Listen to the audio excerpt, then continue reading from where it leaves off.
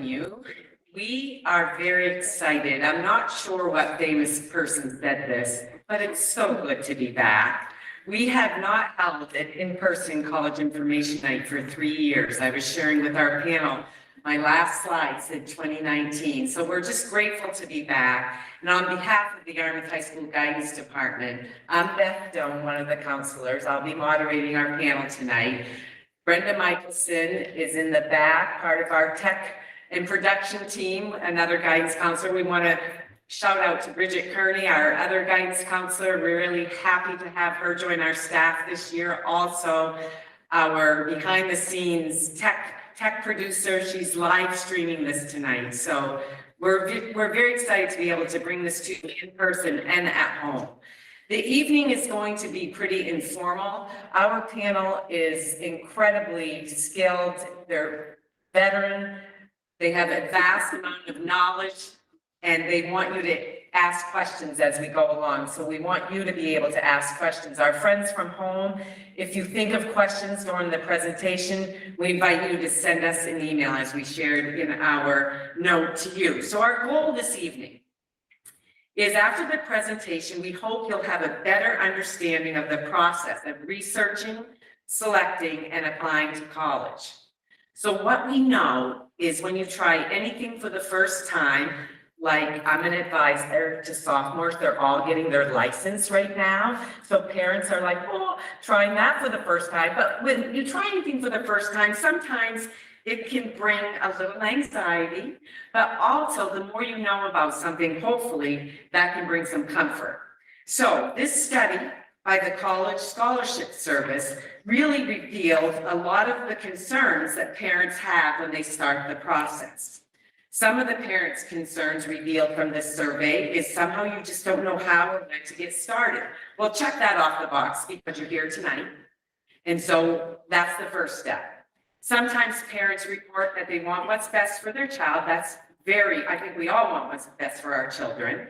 You're concerned that the child can't get into the college of your choice. You feel you need financial assistance and don't know where to start. Here are the student concerns, and shout out to our students here tonight. That is terrific that you're here. Here are some of your concerns. Can I really go to college? Where can I get in? Can I get into a good school, one my friends will recognize? I have no idea what I want to study. I want to be totally on my own, I think. I want to go far away from home, or do I?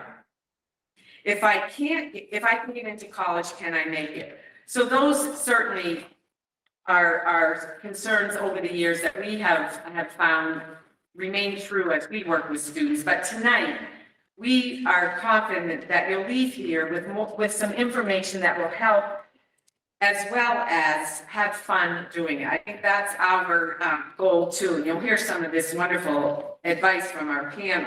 So remember, it's your son or daughter and not you who is going to college. So try to see things through their eyes. And I love this quote. It was given to us years ago by a colleague in admissions. And it's a process. It's not a one-time event. And so our sophomores who are here, wonderful that you're here. Our juniors that are here, that process is starting to pick up. So remember, this is a process. And tonight, here to help you with that process and get us going is Molly Lipton, Senior Assistant Director of University Admissions at the University of New England. And next to Molly is Nick Ray, our Senior Associate Director of Admissions at the University of Maine. So as we start, as a reminder, please raise your hand. Please ask the questions, as we want you to be able to leave here tonight with a wonderful understanding of the process. So we're going to walk you through. We're going to start with this college visit. So the college visit has looked a little differently over the past 2 years. So I'm going to turn to our panel. How do you even schedule a campus visit? Are you doing in person? Are you doing virtual? When's the best time to visit? So if you could respond to that question, that would be wonderful. Sure. Thanks everybody for being here, and thanks to everybody who's watching at home as well. So thinking about the campus visit, this is a really good place to start. when you are scheduling visits, typically it's all done online. Most schools will have some sort of scheduling platform. You can select dates, times, whatever works best for you. Different schools will have different offerings in terms of their campus tours. So, for example, at UNE, we offer 3 tours a day. Some schools may offer more, some schools may offer less. Thinking about weekends too, some schools offer weekend tours. Sometimes that works better for schedules with work and other after school activities and things that happen during the day as well. In-person versus virtual, still a whole variety of all that being offered. Most schools have transitioned to in-person visits, pretty much full on like they were before. But still a lot of schools offering virtual options as well. I can't really foresee that the virtual option is going to go away anytime soon. It works really well for a lot of students and families, and it also allows students who maybe are looking at schools farther away to have that first preview of the school, what's on campus, what it has to offer. So I think that a lot of schools are going to keep those options available to students. So yeah, a variety of things being offered in person as well as virtual. Yes. Very briefly, with admissions, I'm going to repeat that question for our families at home. The question was, do admissions offices weight that visit to the campus? How do you look at that interest, if you will? Yeah, that's a good question. So that's what we call demonstrated interest. I don't necessarily know that a school is going to weight an in-person visit versus virtual visit differently, but it is definitely a question to ask the admissions office. Do they track demonstrated interest? Some schools do and some schools don't. I don't know. Does that work? Yeah, it does. It's true. I think, the pandemic really made us have more offerings, and especially for students that are looking outside of the state of Maine, that virtual visit's a great first step in kind of learning more about the institution. We really do stress to students and families, as both of our institutions get students across the United States, and it happens every year. Be sure to step foot on the campus before you actually enroll, because the way the campus feels in person can be very different than virtual. In an ideal situation, of course, you'd go while the actual school is in session. Our campus feels very different in the summer than it does in the fall and the spring as well. There's maybe a little limited base of students that are around year round, but when our campus is really full, it definitely has a different feel, and that's the case for every institution as well. So there's no preference in the sense of what kind of visit you make. And a lot of schools are going to track those visits in the sense of track the interaction, which Molly mentioned, whether you're, communicating through email or phone or visiting campus. We just like to get a sense on your actual interest sometimes, and some schools pay more close attention to it than others as well. But really, it's up to you when you make that visit to our campuses, what's convenient for you. But I do stress, if you can make the visit before your final decision on campus, it's very helpful. What we have found, we have been so grateful to have those virtual platforms, as well as not only a tour, but they are holding group information sessions online, and they're all very interactive. So you are actually feeling like you're there and getting the information that you need. So can we expand a little bit on the visit? What's the role of the student at the visit? What's the role of the parent? Do they go together on the tour? Do you separate them? Yeah, so parents and students typically go together while they're on their campus tour. Tours are typically led by a student tour guide or student ambassador, which really provides an opportunity to ask all of the questions that you have. If a student can't answer a question, they'll refer you back to the admissions office, but this is really an opportunity to get that student perspective. And the biggest thing is asking those questions. Prepare a list if you know that there are certain things you want to find out, so that you make sure if they're not answered during the tour that you get those answers to your question. So then when you get home, you have all of the information, you can debrief, think about the pros, the cons, Maybe you come up with some other questions so that when you visit a second time or you speak with the admissions office, you've got that base to go off of.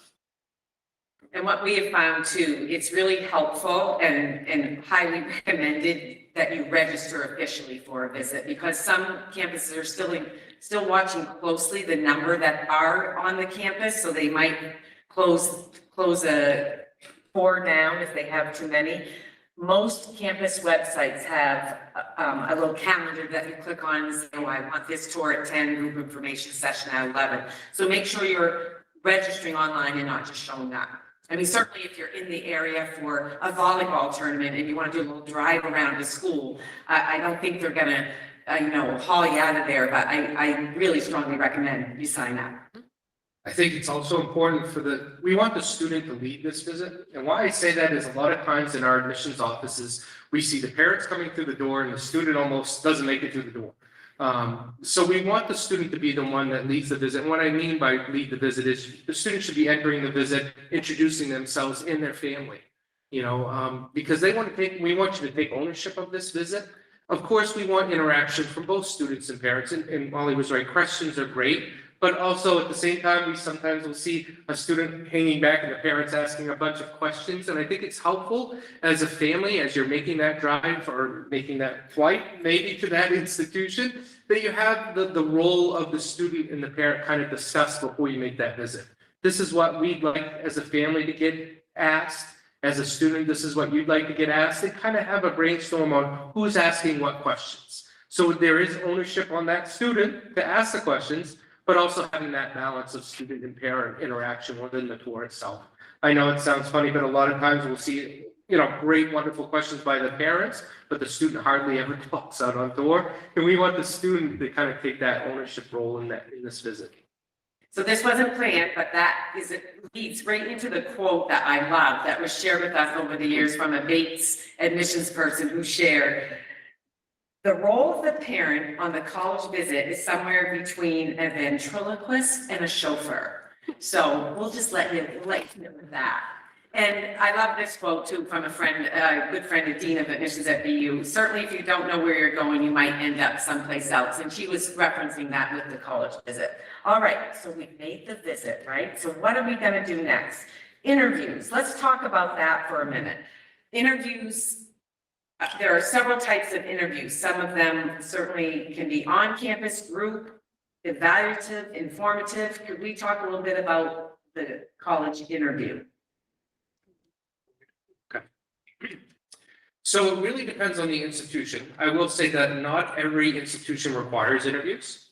Some may recommend it, and some may not even offer it. Okay, so it really all depends on the institution that you're looking at. And we really publicize that on our website, so what the opportunity for the visit is like. I will say that you never know who you may be meeting with. You could be meeting with an admissions representative. You could be meeting with potentially a graduate student. You may even meet with a current student that's been trained how to do an interview. So you have a number of different, I guess you could say, options and potential of meeting different personnel on an admissions actual interview itself. What I will stress is the interview is really a conversation. A lot of times. It's an opportunity for, of course, the student to learn about the institution, but also for us, of course, to learn more about you. So we want to see and have a conversation. So we may ask questions, but we're also expecting questions ourselves in this process and in this interview. I sometimes say the most painful interview from us in an admissions perspective is we'll ask 10 or 12 questions, and then we'll get to the end to see if there's any questions that the student may have, and they don't have any. And then we're trying to gauge, are you really interested in our college or university? So before taking an interview, I think it's always important for the student to do a little bit of self-reflection in the sense of what am I currently involved in school? What's my grades like in school? Are there any classes that I may not have performed well in? What are my areas of interest as a whole? I know that sounds very basic and we all know that information, but those are questions we're going to generally ask and have a conversation as a whole. And then also you want to make sure you have some general questions specific to the institution itself that's going to be important to you as a student. It may be what clubs or activities are are offered, what the campus life is like as a whole, what the major offers for opportunities, whether it be research in or outside of the classroom or internships. There's really a number of different things that you can really have a conversation about on that actual individual, college interview itself. So don't be discouraged too if there's no interview offered. Sometimes we'll just have a one-on-one general conversation that feels like almost like an interview, but it isn't. And a lot of times we may take notes during the interview, but it's not like a job interview per se. It's not that we're critiquing every little thing you say. We're making notes so that when we come around to reviewing a student's file, we can say, oh yeah, I remember talking to that person on that visit and they referenced this incident or the struggles they had in this class, and that adds some more substance sometimes to our file review process as a whole. But really, come prepared, do a little bit of self-reflection before that interview, and always have questions prepared. Yeah, and I want to take this time just to let our sophomores in the house know that might sound terrifying, but our juniors who are here had an opportunity to do a practice interview this spring with both of these panel members, and they were amazingly helpful. They would, before our students walked in, they were nervous, wringing their hands. They came out and said, oh my goodness, that was fun. That was so helpful. So we will absolutely, sophomores that are here, do a practice interview with real live admissions folks. And then you get an evaluation form after. So you can look at, should I have asked more questions? Should I have not twirled in the chair? Should I have made better eye contact? So we will prepare our students for the interviews. And the other little anecdote to that is some of our current seniors learned after they apply, they might actually get invited to interview with some schools. So there are many different opportunities, but I think the point being is you'll be prepared, you'll have an opportunity to practice. We're very grateful. I just want to say that again to our panel members, and we had some other of our colleagues in admissions shared their expertise and just incredible support with our students. So that is just a wonderful service that you both have provided over the years. Yes. One of the things that I was wondering if you could mention is attire. Great question. The question was, How do you guys dress for the interview? How do you expect, what are your expectations for the students to be wearing? yep, I'll repeat that for everyone at home. The question is, what about attire? How will you be dressed for the interview, the interviewer, and how do you want the students to be dressed? That's a very good question. Business attire is typically what's preferred. That's what you'll find mostly with your admissions counselors or your students that you interview with. Really paying attention to even things like your hair.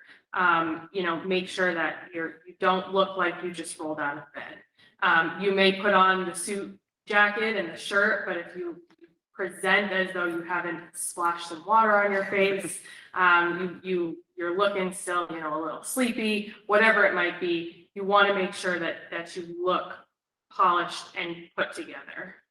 Yeah, but keep in mind, this is not a Catholic school, so they may not know, some of the students may not know what business professional is, so. So what the question is? Like. Yeah. A lot of what we're wearing right now, for male students, maybe a button-down shirt, a tie, suit jacket, slacks, nice shoes. I'm wearing a blouse, a blazer, and a pair of work slacks as well. So, a dress, a skirt, something along those lines. No sweatpants, no jeans, no graphic tees, sweatshirts. Except the alma mater shirt, right? That would be the only, no sweatshirts with different colleges on them. Anything like that. You'd be surprised sometimes you forget what you're wearing when you're talking to certain people when you show up for a campus tour. So does that help? Yes, Okay. yes, thank you. So thank you for asking that about the question of attire. We do have our students try to wear the attire that we want them to wear at the interview when they do their practice interview, but it seems to be coordinated around Spirit Week some years, so we Say how's that? we do go over that, but they go over that in the handout that they get. So great question. Thank you for sharing that. That's very helpful. Okay, so we have, oh, Karen, yes. I just want as far as timing of a visit and interviews. So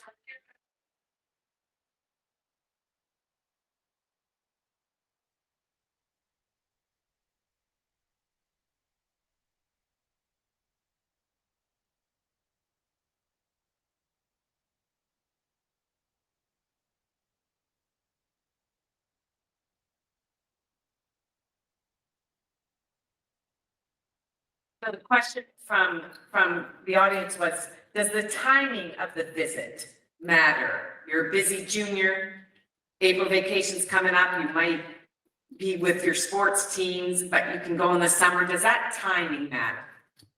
It's not a concern from our standpoint. I think the only thing we're concerned about is if you wait too late in the process. As this was mentioned, sometimes colleges will request an interview because after they've reviewed your application, they may have some questions for you.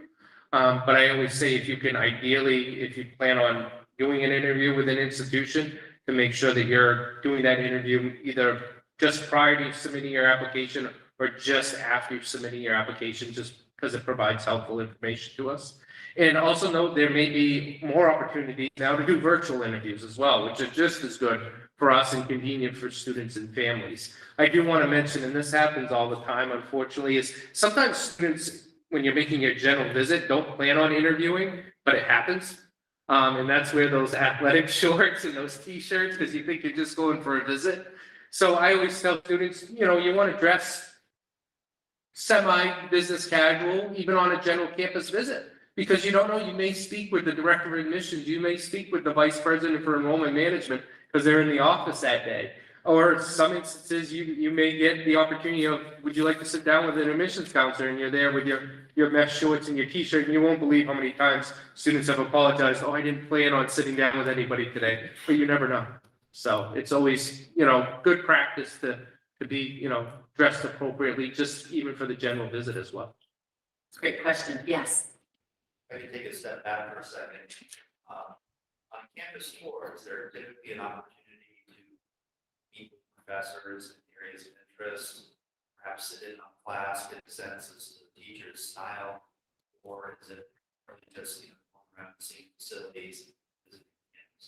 So the question was, are there opportunities to meet with professors, sit in on a class, other ways of getting a sense of the college other than just walking around the campus? That's a great question. Typically, the campus tour is more generalized. So you're going to be getting a pretty broad overview of the institution. So like you mentioned, visiting different facilities on campus, you'll see a classroom or two. You will see residence halls. You will see common areas, student service spaces, the dining facility. Typically, sitting in on a class or speaking with professors, unless it's kind of casually, you may be passing them in the hallway, passing them on, you know, the sidewalk, whatever it might be. They may stop and say hello. Usually it's not a formal sit down. There are opportunities at a lot of institutions to do something along the lines of like a day visit, where you can say, I'd like to sit in on a bio class or a class. I'd like to meet with a marine science faculty member, whatever it might be. And they can kind of tailor a day towards what you're looking to do while you're on campus. What we have found is some of those specific type visits happen with junior open houses. So some universities and colleges sponsor open houses, so it's a half day or a full day where you can see what the theater department looks like, sit in on a class, sign up on a class.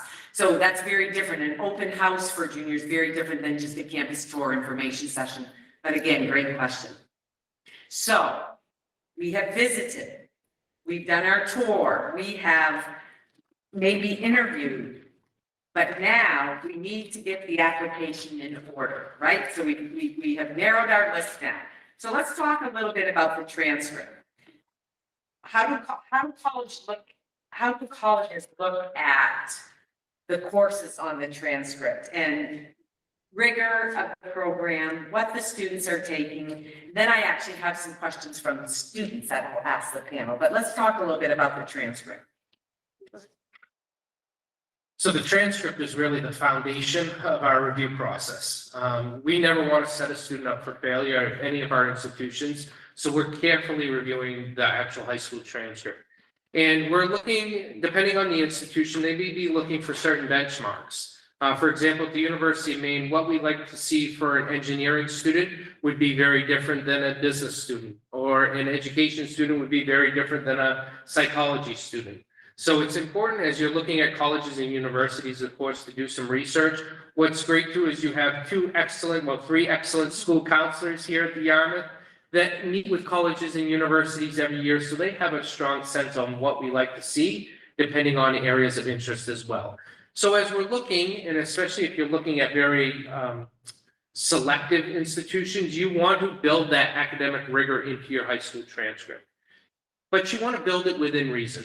And I always tell students, no two students are the same in the sense of what your capabilities are, what your strengths may be as well. You want to challenge yourself within reason. Some students can handle 4 or 5 AP courses, in a year. Other students, they may only be taking a mix of college prep and honors courses. So it's really where you as a student feel comfortable, but we want to see you do the best that you can within your courses itself. So ideally, if you're looking at, especially as sophomores and juniors, thinking about course scheduling going forward, you want to challenge yourself within reason. And why I say that is, I'd rather have you take a class and get a B or an A than struggle in the class and have a low C, because you're not gathering as much information as you could from that class. So I think that's very important. Academic rigor comes into play a lot of times, not only in the admissions decision, but also for certain institutions that offer merit scholarship opportunities. That's also where academic rigor will be looked at along with the student's performance known as their GPA. Okay, so that transcript is really the foundation. And do know when we're reviewing your actual high school transcript and reviewing a student from Yarmouth, we're seeing how you as a student perform in your individual high school. We're not comparing you to students at Freeport. We're not comparing you to students at Falmouth, because every school is unique. And that's why that school profile that we get every time a student applies to our institution provides us the guidance of this is how many courses the school offers for advanced placement and honors. And then we can compare and see how many of those courses the student has taken. Because as silly as it sounds, here in the state of Maine, there's some high schools that only offer 3 or 4 honors courses or 2 or 3 AP courses. While other high schools have numerous opportunities for students to take advantage of as a whole. That's great. And Nick, I'm glad you referenced the high school profile. For those of you who might not know what that is, a high school profile explains exactly what Nick said. It is on our website. You can take a look at our profile that talks about how many AP courses we offer. What is our schedule like? What did we do with grading during COVID? It's really a place for the colleges to have a template of what puts Yarmouth in perspective for that application that they're reading. And so it is invaluable to the admissions folks, and that goes with every transcript we send. So great advice on the transcript. And we have a question. Yes. If a student had a rough start to high school freshman and sophomore year, all of a sudden switch flipped and late junior year, what would you recommend for the senior year?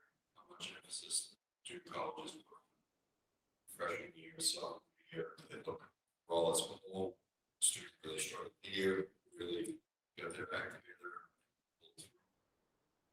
That's a really good question, just to repeat it.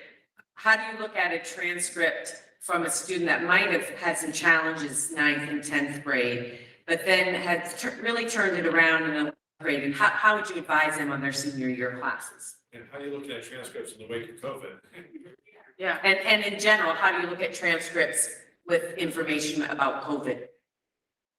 It's been an adventure, because like Nick mentioned, a lot of schools do things very differently. Upward trend is viewed very favorably.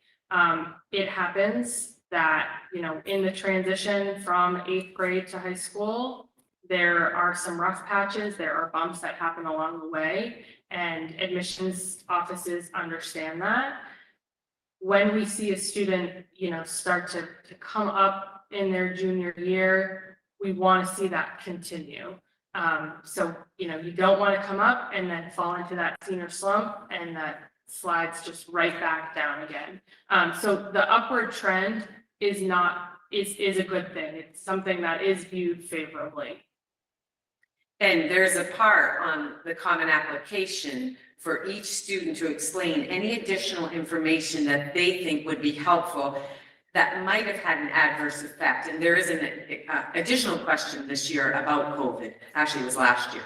But also just in general, is there anything you want to explain to us about your transcript? We work with the students in helping them formulate that very short answer. Great questions. Yes. There's so many opportunities now to be honors, AP, and some, Right. Talk about one better than the other. Student. So the question is, there are so many opportunities, and I'll speak for Yarmouth High School, to take honors, to take AP, to do an extended learning opportunity, an alternative pathway.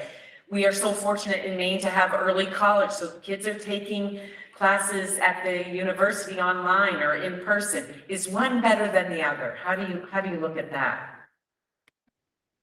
I think it's really up to the student, to be honest with you. If a student wants to try a college course, whether they do a college course or take a AP course and do well in the AP exam, they're going to receive credit potentially either way.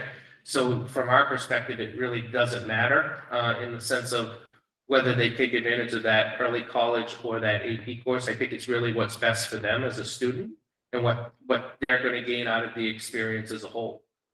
Taking a college course sometimes gives students the opportunity to learn more about a subject matter. Sometimes it's not a general core education class that they're taking. They're actually taking a course within a specific subject area, which is a great experience. But that also to be said, sometimes the AP biology course is very helpful for a student that may be going into a STEM-related field, knowing they can get potentially credit if they score a 3 or a 4 or better at an on their actual individual score. They may get credit at that institution and not have to worry about taking a biology 101 when they get to an institution. So it's a good conversation to have with the school counselor, to be honest with you, to share, these are the institutions I'm looking at, which is the best route for me if I want to take advantage of credit as well. Colleges today talk a lot about fit. And so what you're taking for that college course, often we counsel our students to take it for the fit, not just to take a college course or an AP course for the sake of taking it. But that has been a really prevalent word used over the years. I think Nick and Molly both know that has become increasingly important, especially now that we are going to go to standardized testing. So for the past 2 years, our classes have had the option to submit standardized tests. So at an institution like UMaine, who used to always require standardized testing, and UNE has been test optional, but now they're easing back into the formula. Let's talk in general about standardized testing and how that is looked at compared to the transcript. And now we'll talk about the optional part. Before we get to that, Yes. Does class rank play a role? So the question is, does class rank play a role? I'm going to answer that for Yarmouth. Yarmouth does not rank. So Yarmouth sends the school profile. We haven't ranked since 1999 for reasons because we're a small high school compared to other ones. And rank, certainly, we could have students with 10.1 tenths. There we go, I'm going to get my math right. Points apart. So we don't rank at Yarmouth High School. The profile, we report percentages. So on the profile, they'll see how many A's are in the class of 2023, how many B's, how many C's. So we report percentages on a graph. So we do not rank. And that is not a negative thing at all. Many high schools do not rank anymore. That's okay. Well, just from the college's perspective, is that okay? Is that acceptable? Is that? So been in the college admissions world for over 18 years, so a long time. And there's been a national shift of more and more high schools not providing rank, to be honest with you. So it's one of those things, if a school provides a rank, it gives us a little bit of perspective. But to be honest with you, more than half, 3/4 of the high schools that we review oftentimes don't provide us any rank. They may provide just deciles sometimes, which doesn't give us a sense of rank either. But, you know, it really depends on the actual high school. But I would say a student isn't penalized by any means if a rank isn't provided. And that is also located on our school profile. It tells how we report grade point averages. Great questions, by the way. So I know we try to avoid standardized testing, but we got to come back to it. So let's come back to standardized testing and how we look at it in olden days and how we look at it now, if you don't mind. So it's nice that we have two different universities representing two different policies. So we used to rely on it very heavily. We were a test required school prior to the pandemic. We not only made admissions decisions based on test scores, but we also developed merit scholarships based on test scores. I will say it's something that actually was positive that came from the pandemic. You'll see that a lot of schools now have realized we can be test optional and still get a very qualified class. As we've transitioned kind of back to some normalcy, you're still seeing a lot of schools staying test optional, which we at the University of Maine plan to do going forward. We did see some schools though recently, California and I think MIT also referenced that they are going to start requiring test scores once again, or be test optional. So let's talk quickly on test optional and what that means. Test optional means as a student, you have the option whether you submit your test scores or not, okay?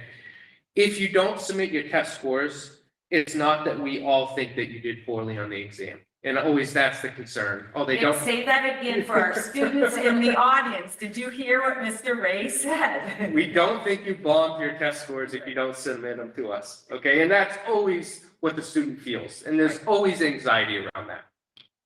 I will say, if you submit test scores, that they will be considered at a lot of institutions, unless that institution is test blind, meaning it's not going to impact the admissions decision whatsoever. But if you're test optional and you choose as a student to submit those scores, do realize they may factor in and be part of the decision-making process within your review of your application itself. So the difficult question then becomes, how do I decide whether to submit those test scores or not? There's great resources out there that you can see what our mean average or our average SAT or ACT scores are. We publicize that as institutions. The College Board has a great website called, I think it's My Big Future. Big Future. Thank you. Yes. Thought I forgot. And they often will publicize what the mean SAT score is at that institution. So if you take a look and you see that your scores are above that average overall, then it may be something that you'd be worth submitting for you as a student. The question that was brought up earlier about, geez, I struggled in those first 2 years and now I'm getting back on track as a junior and senior. Sometimes those students have very strong test scores. So that provides us also another layer of saying, okay, this student really is capable. They just woke up a little bit later in the process and are realizing the importance of their education in taking that next step for a college or a university. So as I keep stressing, you're very fortunate here to have great school counselors that know and can give you a sense on, yeah, those are test scores that we should submit, or geez, I don't know if you want to submit those, especially at some of these institutions that may weigh heavily on that decision of admission based on those scores. So the only thing that I would add to that, because UNE is actually a test blind institution, so we don't take test scores into consideration at all. We do have a few exceptions to that, and so that's kind of what I just want to touch upon. There are certain programs across all schools that may have benchmarks in what they're looking for test scores. So make sure you're keeping an eye on that and you're hitting those benchmarks, those minimum requirements for those certain programs. For us, the programs that we have those minimum benchmarks for, those programs are test optional. So same thing, it's totally up to the student. The student is not penalized for not submitting the test scores. But if they feel that it can provide a benefit to their application, then they're able to submit those to us. Some of those programs that Molly's referencing that we have found in the past, now this was before COVID, was some of the nursing programs at test optional schools wanted you to submit test scores because of the likelihood of you maybe taking the national nursing exam. They want to see some of that, some of those skills that they are expecting for those programs. So thank you for clarifying that. That's great. We advise our students pretty closely on that. It's still, even with the colleges this year and last year talking about test optional, Nick is spot on. It still creates some form of anxiety. So please know out there and in the house that we sit down very carefully and review the test scores with our students to say, yes, here's what the school is saying. Yes, we should send them, or no, we should send them. And I do want to just reference on the slides that there are 2 opportunities to take. We are advising our juniors to let's get one under your belt.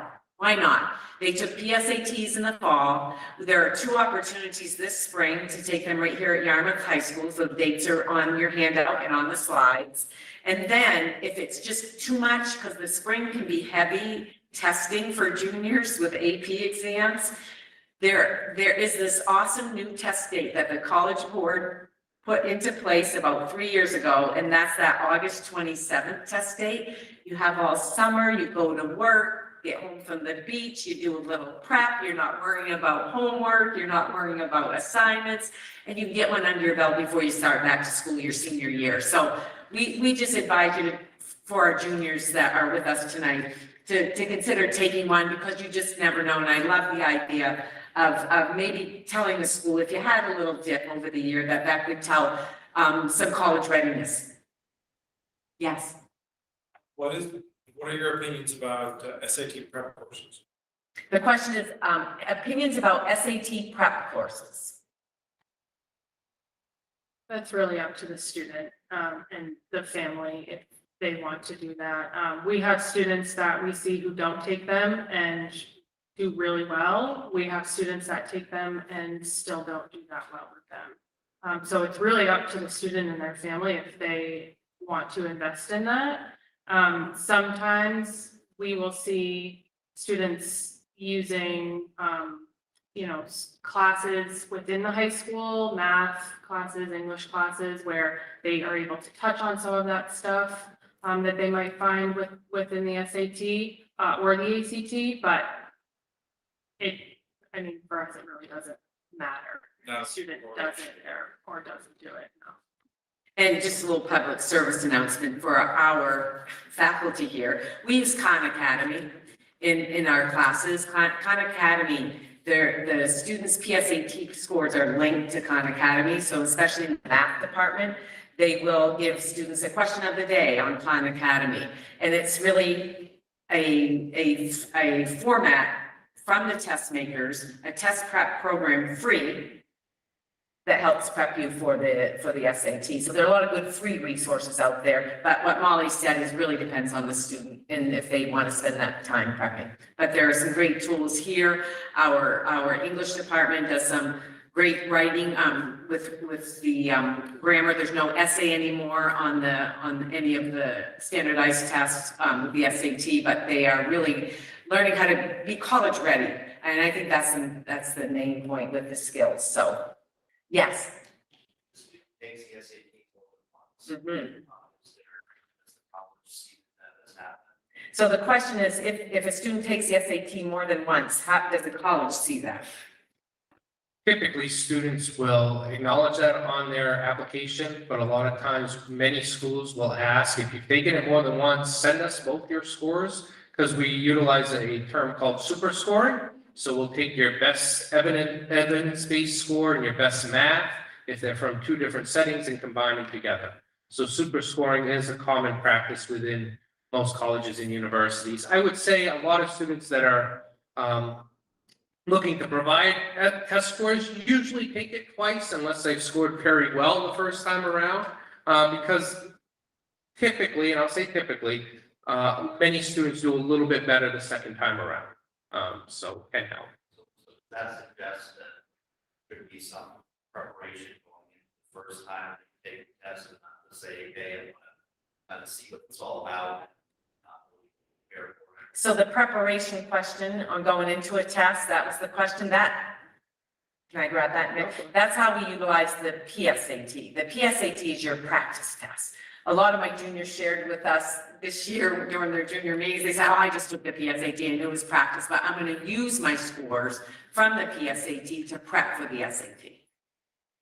It's really up to the student. I mean, really, at the end of the day, if you want to take the effort and time and prep, you're only helping yourself a lot of times as a student, but it's your call. Great, yes. How can we access the PSAT scores? The question is, how can we, as a parent, access the PSAT scores? You, as the parent, can ask your student for their login information, and they can sit down and show you their PSAT score. So that's the student has a password on the College Board website and a login information. Everything is student directed, student driven. When they sign up for the SAT, they might need to ask you for a credit card, but it is a student password. Parents cannot set up an account to access the student scores. So that's a conversation with your student on how to access those scores. If you need them, we're happy to share them with you. If your student hasn't shared them with you, we do have copies we're happy to send. Yeah. So, oh, yes. We got into college, we do a lot of extracurricular activities and clubs. Right. Going to join, and a chance of like getting in. With COVID, that shut everything down. That kid, you know, for a very. How do kids stand out and how can they make that up? Like, they only got, you know, 2 years of, but there's still no gun shy now, actually doing it. Yeah. For activities, and that's, how do they need to be here to like, maybe. So the question is around activities and how that's looked at, where so many opportunities were either limited or none at all. If you don't mind, that is a slide we're going to talk about. That's right after the essay. No, you're great. That's a great question. We're going to hold that and come back to it. But we got to write the essay first. So here we go. I know that essay, but this is the fun part. So the essay is really taken, it puts a name to the application. The essay is something that we often hear from colleges is the first thing they look at. So what we want to know from the panel is, how do you use it? What topics do you like to see? And if you can share an essay that is a memorable one, that would be helpful. I love to read college essays, and you may be surprised. I mean, we read thousands of applications a year, but the essay is really one of the best parts. I always talk to students about making sure the essay is in your voice. We use it as an opportunity to get to know you a little bit more. We've seen your transcript, we've seen your test scores, and now we get to kind of listen to something that you have to say, a story that you have to tell in your voice. In terms of topics, we really see a variety of topics. I can tell you some of the more common ones that we see. Things like, I tore my ACL my sophomore year playing soccer, and this is how I overcame and adapted to the challenges of having surgery and missing school. And topics like that also can bring us some clarity on maybe there was a dip in your sophomore year. And that's why, because you were out of school for a few weeks and you had a really hard time adjusting to not being able to play soccer, or you had a lot of doctor's appointments, things like that. So I tend to see a lot of essays about sports injuries or people who have impacted students throughout their lives, whether that's a family member or some sort of mentor or a coach or a teacher. And those really give us the opportunity to understand the student in how they're reflecting on the relationships that they have and how those relationships have impacted their life, and maybe how they're going to create relationships going forward. on our college campuses. For me, the ones that really stand out are students who have funny stories to tell. Every once in a while, you get that essay where you find yourself sitting in your office laughing out loud. And those ones are really fun and of course, really memorable. But not every student, maybe can be funny in an essay, and that's okay. We really just want it to be genuine, and we want it to be in your voice.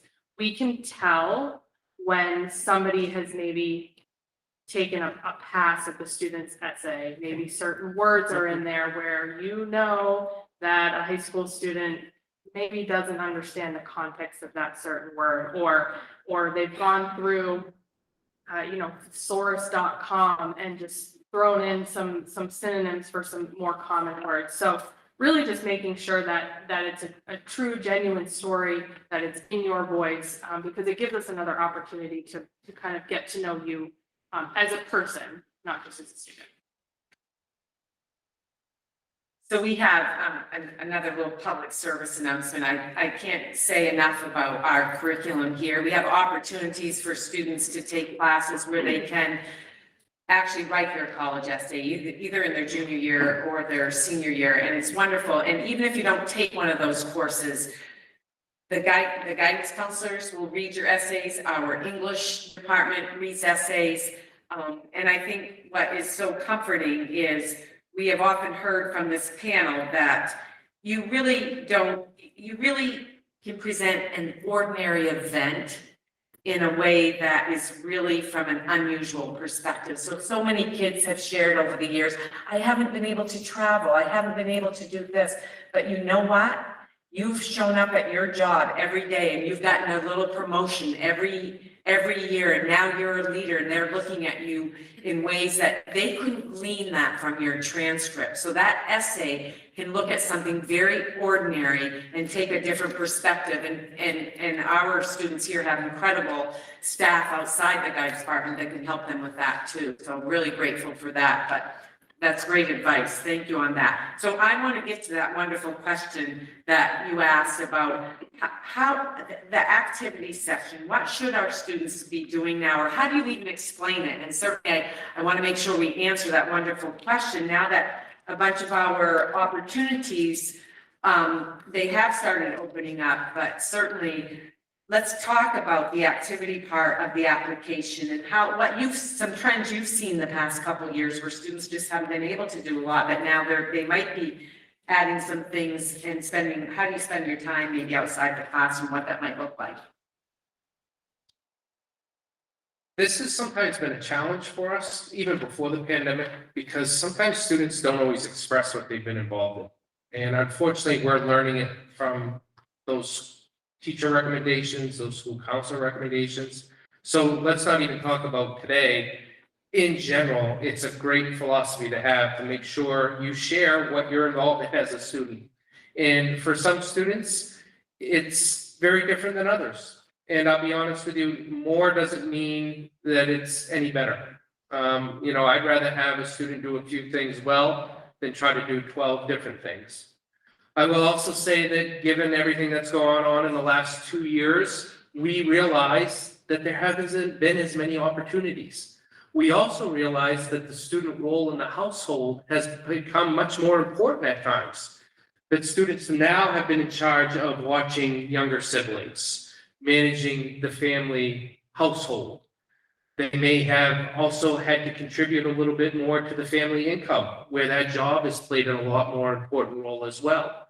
So we always encourage students, tell us what's been going on, of course, recently. A lot of students have expressed what they've been doing during the pandemic, whether that be what I just listed or in other areas, students have kind of picked up various hobbies as well, to be honest with you, and stress relievers, which is good too. Because we as colleges and universities have so many different clubs and organizations that you can become part of, that some of those activities or habits that you may have picked up during the pandemic, which we all probably did, are things that sometimes will carry over to colleges and universities. I think the biggest thing is just expressing it and outlining it for us on that application. Because I'll tell you, it's really unfortunate. A lot of times we'll just see 1 or 2 things listed. will start to read the rest of the application and realize there's a boatload of other things that this student did that they didn't express themselves. So take the time, kind of as the interview, I said, reflect on what the student's been doing the last couple of years, and know that we realize that it's been very difficult to be as involved as you may have been in the past. And going forward, those opportunities are available, but do them within reason. You know, we don't expect all of a sudden students as juniors and seniors to join 5 or 6 clubs right off the bat, because now that's what's available. You know, it's really what the student has access to, and a lot of students are having to still continue some of those responsibilities that they had over the last year and a half, and we know that too. So what I mean is, you know, if you're babysitting or you're taking care of your family, or if you're working, make sure you outline that. Because work is a great activity, just as much as a club or organization here at Yarmouth, showing you have the responsibility and that you're going to a job every day. It's great advice. I love this quote by a former director at St. A's. They said when they look at applications, they're really looking at human beings, not necessarily human doings. And so what Nick said was the breadth is not as important as the depth. So if you've done a couple things and have done it for all 4 years, and the other thing that I love when the students start listing their activities on the Common App is there are subject areas, community service, clubs, family responsibility is now a drop down on the Common App. Volunteer work. A lot of our students picked up some amazing online volunteer work during COVID, and they've continued it. So there are ways to share some of that information going forward, and some creative ways. And certainly I completely appreciate really looking at meaningful and activities that have fit. Okay, so we've got the transcript, we've taken SATs, we've done the essay, we've been involved in some activities and clubs, and now we need to look at recommendations. And so how does a student choose? We're having conversations with our juniors right now in our junior meetings, and we talk about that already with them. What do you look for in a recommendation? How to help our students choose the right fit for that? I think sometimes there's this idea that you need to have a recommendation from a teacher that you did really well in a class. You got an A, you really excelled, you had a great relationship with your teacher. But I also find a lot of value in a recommendation from a teacher in a class that you maybe didn't do as well in.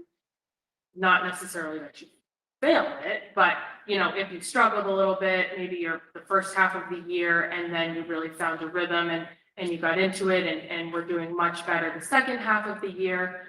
Those recommendations can be incredibly insightful for us. They give us a piece of the puzzle where the student had a hard time, but this is how they figured it out. This is how they overcame this challenge. Those are skills that students will use not just in the classroom, but they will also use throughout the rest of their life. So those can provide a lot of insight for us as well.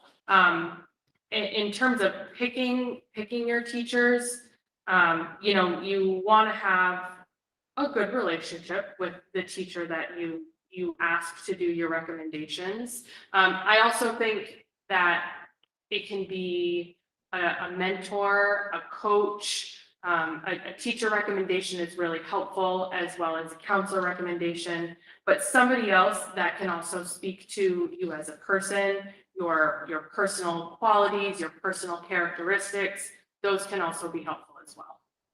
Yeah, on the Common App, they will tell you colleges will tell you how many recommendations they require, how many they recommend, and they do offer those other opportunities to have maybe a coach, an employer, an advisor. It's wonderful, the array of opportunities. One thing that I know that I did when I was at this age is that I actually wrote my own recommendation and gave that to the teacher. And they sometimes, is that something that's ever done these days? Because it kind of helped them to sort of know what I wanted them to say, Yeah. you know, the parts of me that I want to highlight. So the question was, back in the day, you wrote your, as a student, you wrote your own recommendation, shared it with the teacher. Many of our teachers here ask students to fill out a questionnaire. Tell me a little bit more about what you've been involved in outside of my class, and tell me a little bit more about what is meaningful to you. So many of our teachers will ask our students to do that, to fill out a questionnaire. One thing that we do here at Yarmouth High School, parents of rising seniors, is in August, you'll receive an email from us asking you to complete a parent questionnaire. We value those parent questionnaires incredibly. There are things that you share with us in those parent questionnaires that we're not aware of. For example, that Bridget goes home every day before she comes back to play practice to take her grandmother on her errands, to pick up her medicine for her aging relative. Those little anecdotal bits of information we incorporate into our recommendation to really show that side that you can't find anywhere else. So that parent questionnaire is pretty invaluable. And it gives us a little bit of an insight on what they see outside of the school day that can really add a personality to our recommendation. So the parent questionnaire is an incredible tool that we use as we start to write the recommendation. But as far as a student writing their own recommendation, I think we know our students really well here, and I do think the teachers do a really nice job in gathering that information from the kids. How about from the job site where they may work or that kind of thing? Yeah, how about a recommendation from the job site? How do you look at those? I think it's very important to see what a school is specifically asking for. We're very specific in what we want to see. So you make sure that you're checking off those boxes of what we want to see first. And then if you'd like to add an additional recommendation from a source like that, I would say it would be all right. But you have to, the key to every institution is making sure you're meeting the requirements, meeting the deadlines. So make sure you're staying on task and doing those minimum requirements before you do an additional requirement. It's.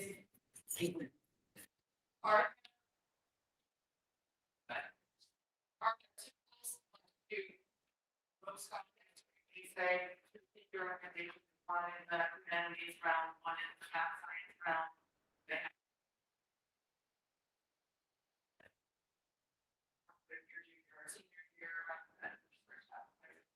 Yeah, the question was, are there specific requirements for the recommendation? Should it be a junior year teacher? Do you want, if the college wants two, should one be from humanities? Should one be from math sci? So we typically are going to be very specific in the sense of, especially at specialty schools, they may want somebody within the math department or the science department. In other instances, they would like 2 letters of recommendation from teachers with possibly a guidance counselor recommendation. It could be one school counselor recommendation and a teacher. Rule of thumb, a lot of times, is you want to have a teacher that you've had within the last year and a half or so. Somebody that's had recently, so that they can talk about your experience, because a student from their first year in high school to their 3rd year in high school is very different a lot of times. That's not to say that person didn't create a relationship early on, but a lot of times talking about the recent work is very helpful for institutions in evaluating the application. Great. And they're very specific on the Common App. The Common Application is made it very clear how many extra that they'll take. And as a reminder, as we talk with our admissions friends, that they're reading a lot of applications. So we do want to be mindful of that. And we want to be also mindful that the students are asking the teachers that know them well, and that can really pull out what are they going to contribute to the classroom and to that university. So we work really closely with our students. Okay, I think it's time to apply. Here we go. So we've got our application in order. This is always an interesting question. How many should I apply to?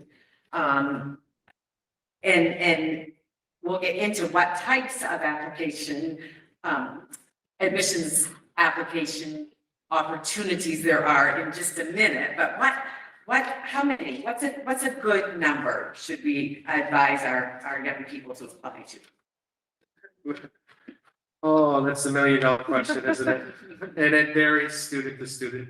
I think it really depends on the student and what type of institution they're looking at, looking for. If you're a student that's looking for a very selective institution, if you're looking at a number of selective institutions, you're probably going to have a little bit larger of a list than maybe your classmate. I would say on average, what we're seeing in the industry is anywhere between 4 and 8 colleges or universities is a pretty good average, but we have some students and we know of students that have applied to 10, 12 institutions, and that may be right for that student, but may not be right for your student as a whole. So there's no perfect, I guess you could say, number. I think the perfect thing to do is building your list so that you have options. And what I mean by options is if you're looking at some selected institutions, we have some of the most selected institutions in the nation right here in our backyard that have acceptance rates up under 10%. And to be honest with you, what we've seen in the last year or two is a flood of applications among those selected institutions. So much so that students that historically may have been offered admission from certain high schools are not being offered admission this year. They're being waitlisted, they're being denied, and it's not because they're not good performing students. It's just a matter of numbers a lot of times for those institutions. So you don't want to be a student, especially in your senior year, that this time of year you're having to start over. Okay, and that's happening a lot. We see it a lot as a public institution. I'm going to be honest with you. I read applications today of some very qualified students that I know didn't have us on their list initially, but all of a sudden are because Plan A may not have worked out or even Plan B. So as you're developing that list, make sure you have a wide range of schools and schools that will provide you some admission opportunities. And how do you figure that out? Well, you can look at our acceptance rates. You can look at our average profile, meaning our average sometimes GPA of a student that's been accepted at our institution. And you always want to make sure that you build that list with that in mind, because it's not a fun feeling in April of your senior year to have to start this process over. And I think, Yarmouth High School does a very good job in encouraging students to have a very broad list within reason. So we counsel our students to have a few of the selective schools, a few of the realistic, and a few of the probable. And with our juniors here in the audience tonight and at home, that's what those junior meetings have been about, is gathering that list, adding some schools that represent all of those selectivity rates as Nick has shared. So One quick question, this might not be the right spot for it, but gap years, could you address that? How is that looked at through that process? you can talk about that. Yep, we will address it, but I'd love to talk about the gap year. We talk about that as we're waiting for decisions, but let's talk about gap year. Sorry. No, we're gonna address that because it's a great question and it ties in with the application season, the gap year. I think as students, if you're even planning on doing a gap year, still apply. Because what you can do is you can defer your admission. And by deferring your admission, you're saving your spot for next year. And the benefit of that is you don't have to go through the application process during that gap year when you may not be as conscious to deadlines. So I always tell students, even if you're planning on doing a gap year, still apply this year. You can always defer for a year. The gap year is becoming more and more common.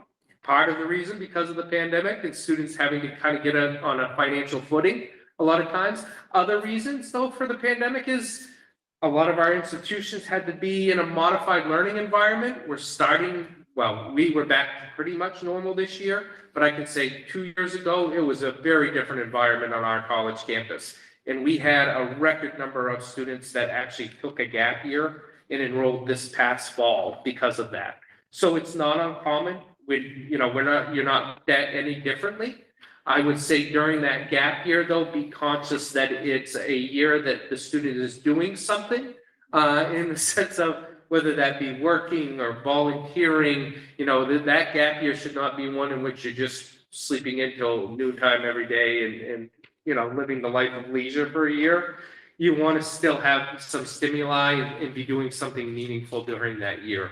And a lot of times students will express that, we're taking a gap year so that I can do at work and save additional money, or I'd like to travel some, or I'd like to do some AmeriCorps or volunteer work.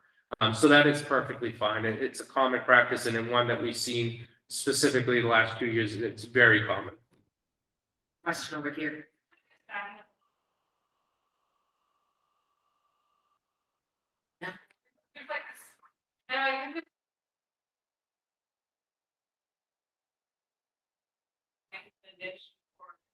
Seems kind of niche.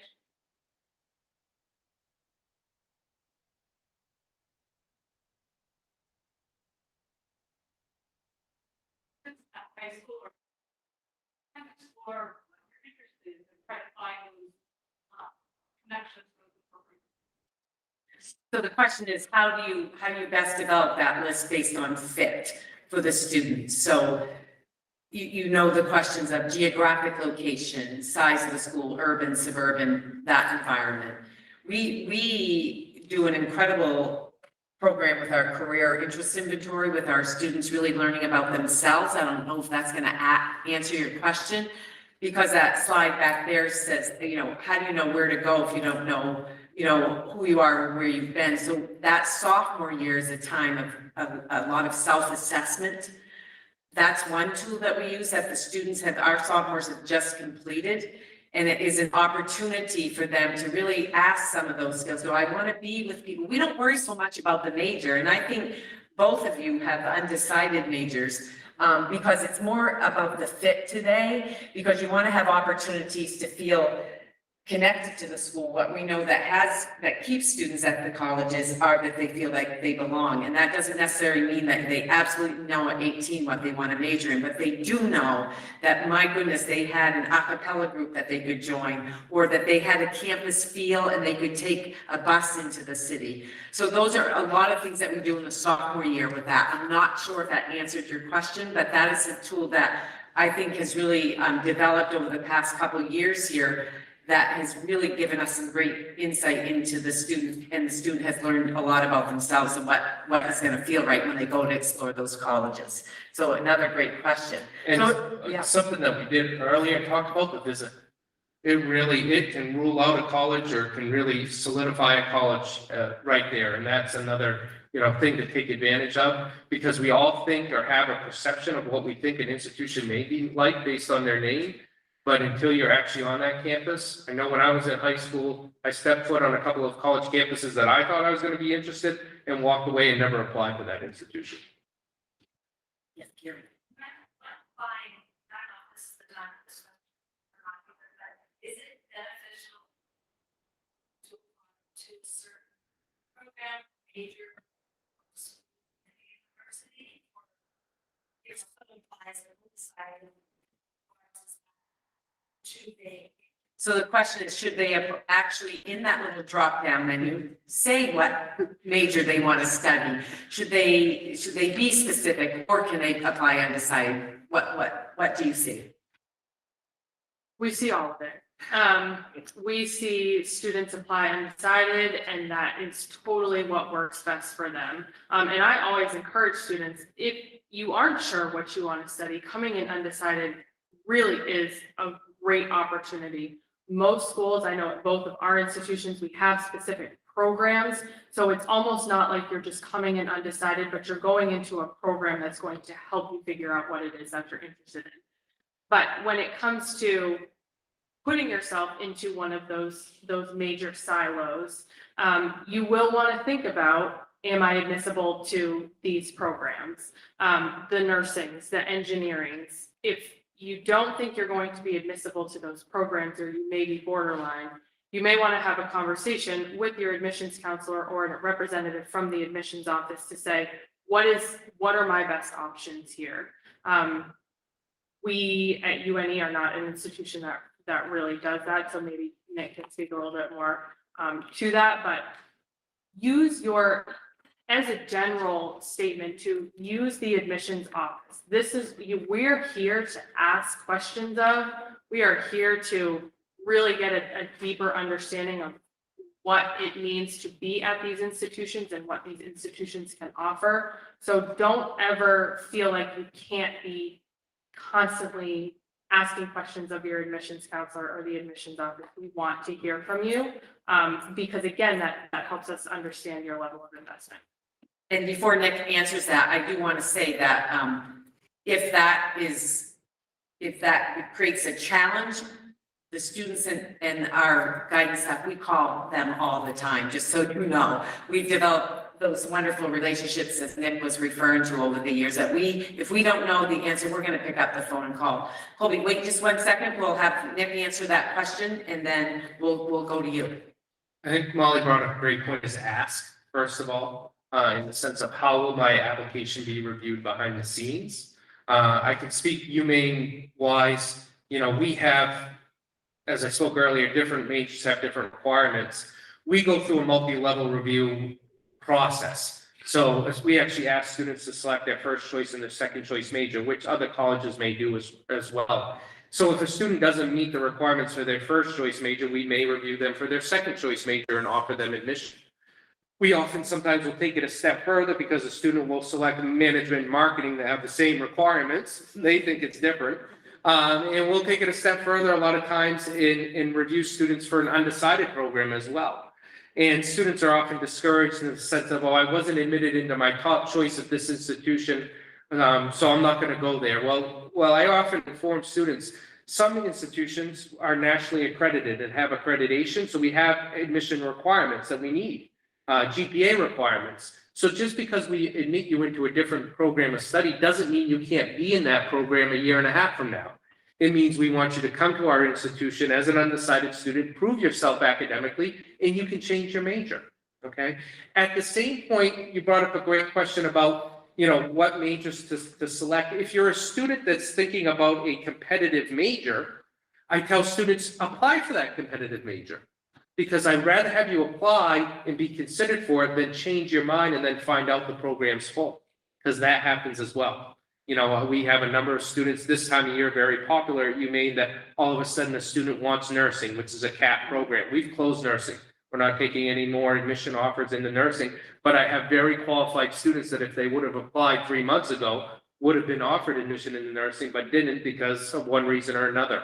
So as you're having that conversation with your school counselor about your areas of interest, talk about, those academic programs that may be competitive that you may be looking at specifically, and what the thought is of applying to those directly, but also talking to the institution of, if I apply to that competitive program, are you just going to flat out deny me and not consider me for anything else? Because if that's the case, you may want to think about choosing another major of study as well. And it's very institutional specific. I'm sorry, I can't give you, an answer that says this is what you got to do, because it really depends on our individual institution. So ask those questions, as Molly said. Great question. Colby? Yeah, so I had some college offers, some of the programs at the campus. So my question was, some of the budget programs at an institution, which are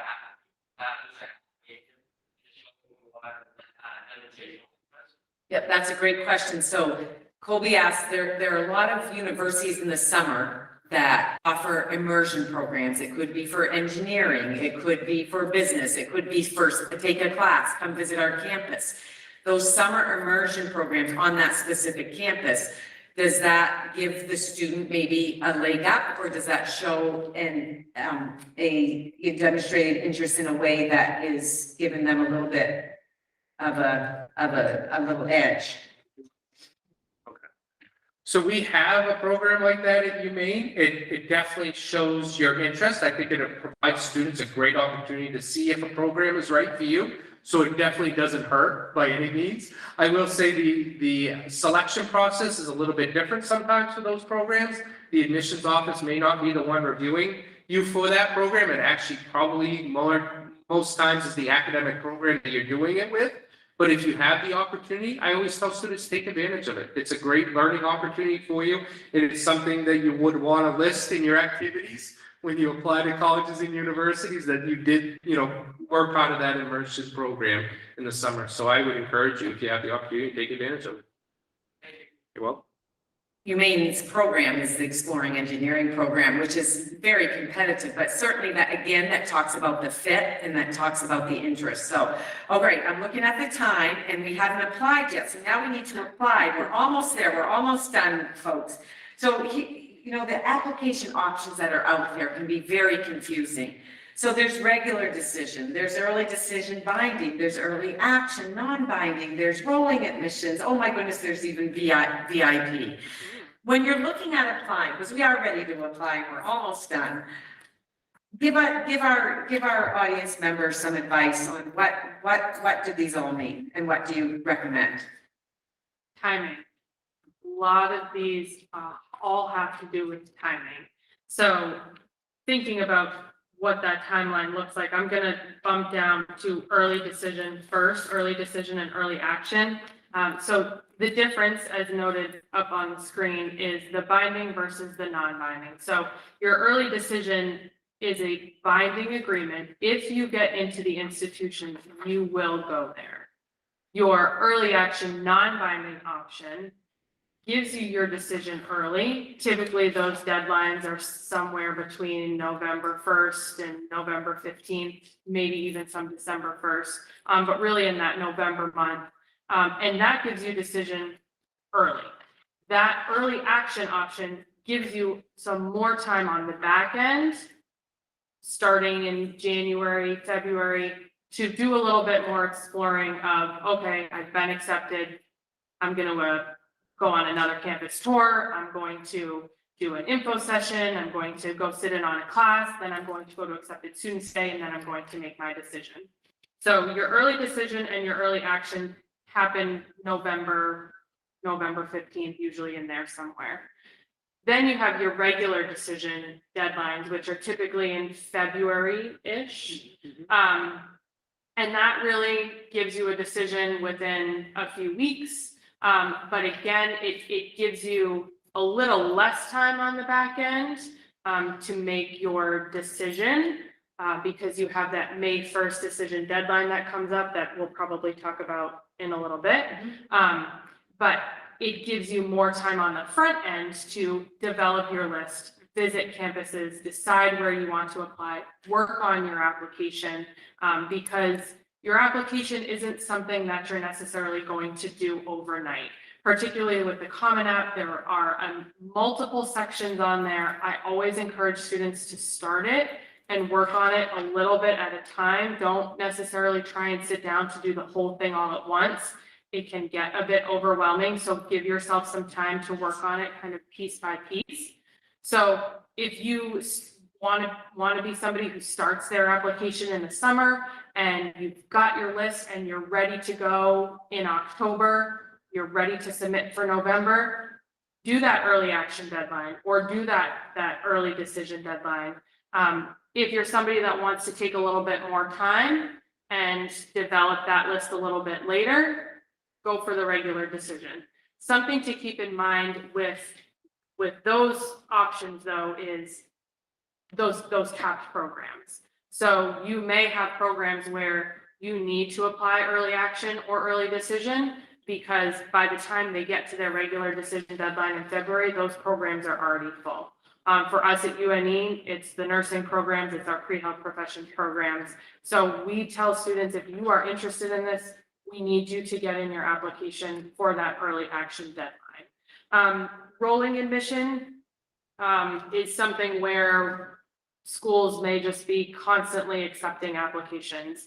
For us at UNE, we're rolling on a space available basis for certain programs, even after our regular decision deadline. So we don't ever shut off our applications per se until we get into August, really. So we take applications pretty much all throughout the summer, but the biggest thing with these is the timing when you're ready to submit. And I tell students who, if you're not ready by that early action deadline and your program doesn't require you to submit for that deadline, take your time. You don't want to submit an application that you look back on and say, oh, I wish I had added this, or oh my gosh, I forgot that. Take your time with your application. Make sure you're submitting something that you're happy with, that you're comfortable with, that you want colleges to see. Don't just rush through it because you think you have to submit for one of these early deadlines. And I backtracked on the slide because the Common App does open August 1st, and I only put that out there because that gives you an opportunity to look at the essays. What are the essays they are expecting? That also gives you an opportunity, to maybe start filling in some of the information you need from parent or guardian.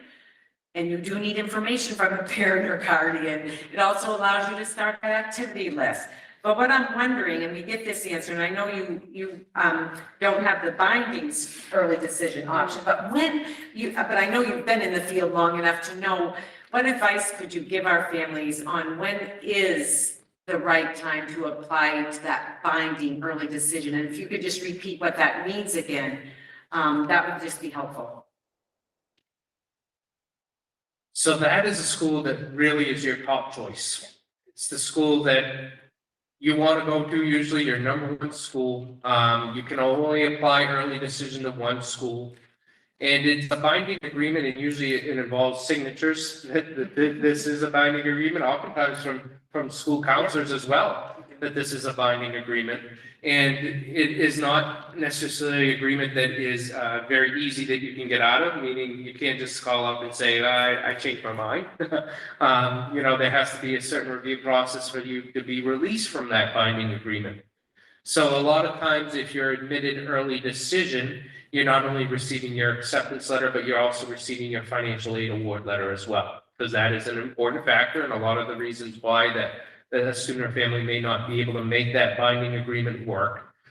So I always tell students that to be cautious of whether you are really committed to that institution, both academically and financially, potentially, because it may be a situation where financially it's within reason, but 2 months from now, it may not be the best financial decision for you as a family.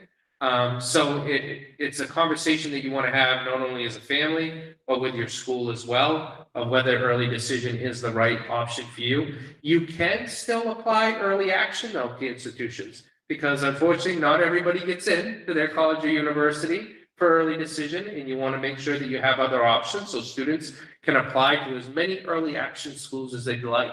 And it's not uncommon for that to happen, because you may be denied for early decision, you may be deferred, meaning they're going to review you during the regular decision period, or you may even be waitlisted.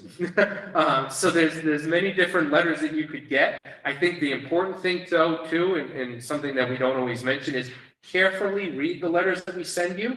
It may impact your admission, your scholarship. We're going to tell you a lot of things in those letters, so read those letters carefully. Don't just read congratulations and stop reading. Make sure you fully read your letters that you receive from us. That's wonderful, and I will say that, just to add to that, an early decision is a family decision. So you've been to visit a number of schools, or you've researched a number of schools online. You don't apply early decision to a school, meaning I think I'm going to apply early somewhere. Right? You have done your research, you've visited a bunch, you keep coming back to say, that's where I want to apply. Okay, being mindful of these admissions folks who have been behind closed doors, reading applications, while you're waiting to hear their decision, you are going to apply for financial aid. Financial aid is so important that we devote an entire evening in the fall to it. So we're not going to go over the details of financial aid, but I want to highlight two things that just came in our emails today that we shared with you with a handout. FAME, Finance Authority of Maine, incredible service here for our students here and families in the state of Maine, has just announced they are offering 2 virtual financial aid information sessions specifically for juniors. We printed the handout. It's an incredible opportunity to learn about what is coming up for you in the fall. We have a financial aid night here in the fall, and we will introduce to you how to apply for financial aid, what the different forms are. But these 2 dates, the April 13th and May 3rd, the sheet that we shared with you this evening, you go in and sign up online to join some of those incredible informative sessions, as well as visit our website for scholarship information. Okay, it's decision time, and it's almost time to wrap this up. You're accepted, you're denied, you're waitlisted. How do you make the best decision? When do you make the decision?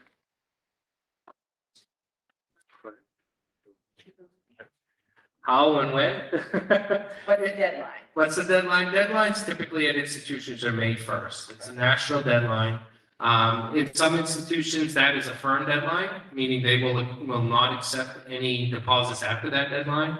If you have an institution that's rolling admission, a lot of times we're still accepting deposits after May 1st. I would say, you know, a deposit is usually anywhere between $100 and can be as high as $500 to reserve your spot for the incoming class. Not all of those deposits are refundable at institutions. They may be refundable up to a certain timeline, or a date.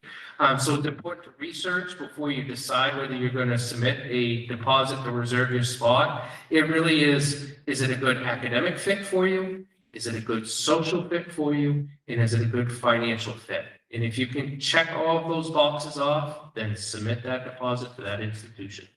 And they, just to add to that, many of the schools will have accepted student days that our seniors are attending right now. All right, so we now are going to end with some advice from our panel. You've heard a lot of information tonight.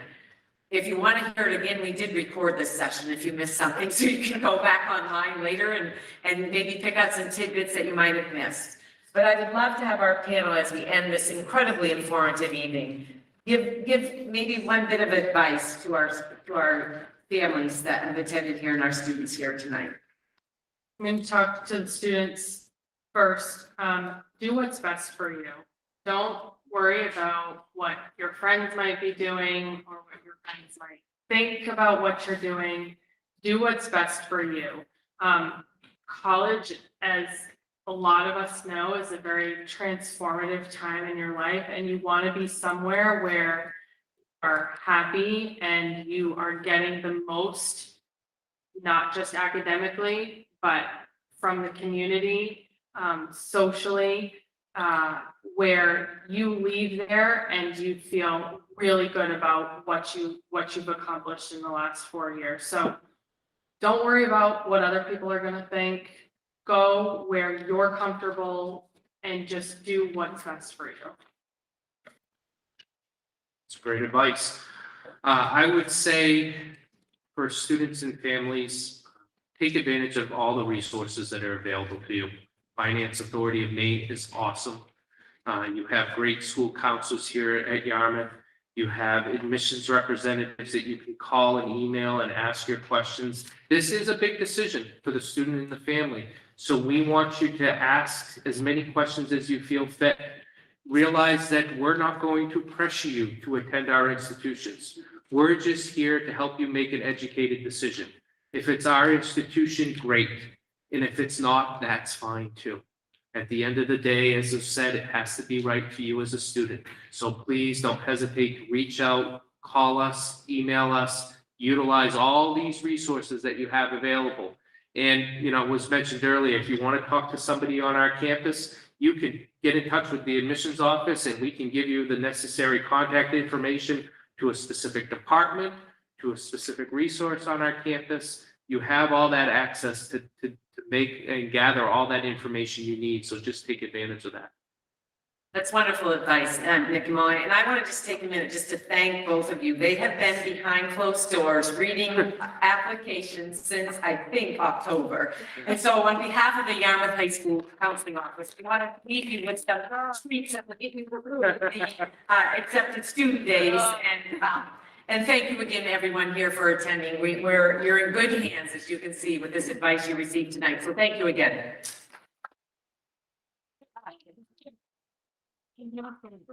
Oh, really? Look at that. Very good. A lot of good.